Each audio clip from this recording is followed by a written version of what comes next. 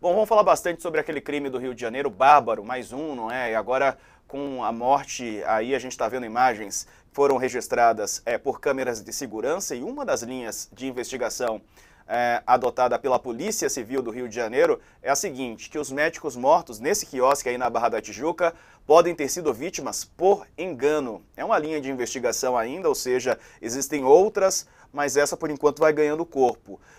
Um dos ortopedistas, esse que aparece com a camisa do Bahia, do lado direito do vídeo, camisa branca de time de futebol, ele que foi executado pode ter sido confundido com um miliciano que atua na zona oeste do Rio de Janeiro. Do lado esquerdo do vídeo, o médico que foi morto, do lado direito do vídeo você vê aí o miliciano que já foi preso e está em liberdade provisória. A suspeita é que Perseu Ribeiro Almeida, do lado esquerdo, portanto, o médico, tenha sido confundido pelos bandidos com Tailon Alcântara Pereira Barbosa, do lado direito, acusado pelo Ministério Público de integrar aquela milícia ali, bastante conhecida da Zona Oeste, a milícia de Rio das Pedras. Além de serem bastante parecidos, né, barba, óculos, calvos, essa tese também é reforçada pela informação de que o Tailan, que está em liberdade condicional, registrou duas residências, informou para a Justiça que duas residências dele ficam justamente na Avenida Lúcio Costa, que é ali margeando a orla da Barra da Tijuca, local onde aconteceu o crime. Você está vendo o momento em que os bandidos descem do carro e disparam várias vezes lá atrás. Eles caem, esses outros dois homens que também estavam no quiosque, ou no quiosque ao lado, conseguiram fugir. Um dos mortos era irmão da deputada federal Sâmia Bonfim, do PSOL de São Paulo, cunhado também do deputado Glauber Braga, do PSOL do Rio de Janeiro. É esse aí, Diego Bonfim, que tinha 35 anos. A deputada usou o Twitter para se manifestar. Ela fez uma postagem nas redes sociais agora há pouco, escreveu o seguinte: eu e minha família agradecemos por todas as mensagens de solidariedade. Expresso também nossas condolências aos familiares de Marcos e Perseu. Meu irmão era um homem incrível, carinhoso, alegre, nosso orgulho. Que haja celeridade e seriedade na investigação. Estamos destroçados. Daqui a pouco a gente já vai trazer mais repercussões aí de autoridades sobre esse caso. E a pedido da família, o deputado estadual Flávio Serafini está cuidando do translado do corpo de Diego, ele que também é presidente do PSOL no Rio de Janeiro e nos atende gentilmente. Hoje, nesse dia tão difícil, o Leonardo Sakamoto me acompanha para essa entrevista. Deputado, seja bem-vindo. Na medida do possível, eu desejo aqui para o senhor um bom início de noite, né? Diante de uma notícia dessa, até difícil falar isso, ainda mais num dia difícil como o senhor deve ter tido. Mas te pergunto sobre o que o senhor já sabe, o que o senhor pode compartilhar aí desse momento difícil para deputada e mais uma cena de violência a céu aberto aí no Rio de Janeiro. Bom, gente, boa noite. Primeiro, também se manifestar meus sentimentos, minhas condolências, não só com a família do Diego e da Sâmia, mas também dos demais médicos que foram assassinados aqui no Rio de Janeiro. Foi um crime bárbaro. Hoje, eu e o deputado Josemar Carvalho estamos boa parte do dia lá no Instituto Médico Legal, acompanhando, né, a avaliação, a necrópsia, a liberação do corpo.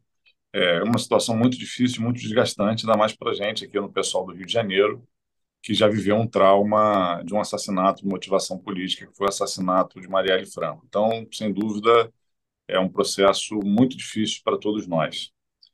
A gente está tentando, né, não deixar que esse nosso histórico recente de violência política condicione a nossa visão.